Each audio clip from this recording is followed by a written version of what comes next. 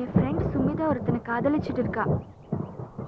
நான் அவளை திட்டிகிட்டே இருப்பேன், இதில் என்னடி இருக்குதுன்னு. ஆனால் இப்போதான் எனக்கு எல்லாமே புரியுது.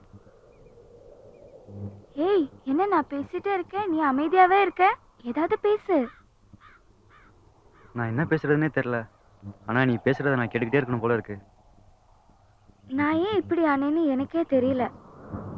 நானே இப்போதான் யோசிக்கிறேன். பதவிக்கு பஞ்சாயத்து போர்டு பிரசிடென்ட், பணத்துக்கு செங்கல் சூளை, நீனா உங்க அப்பாவுக்கு அவ்வளோ உசுறு. உங்க அம்மா கொஞ்சம் கோவப்பட்டாலும் உனக்கு ஏதாவது இன்னும் துடிச்சு போயிடுவாங்க. இப்படி பாசமான குடும்பத்தை தாண்டி ஒத்த வீடு, அப்பா, ரைஸ் மில் வாழ்ந்துட்டு இருக்கு என்ன காதலிச்சுமே நினைக்கிறியா? ஏய்,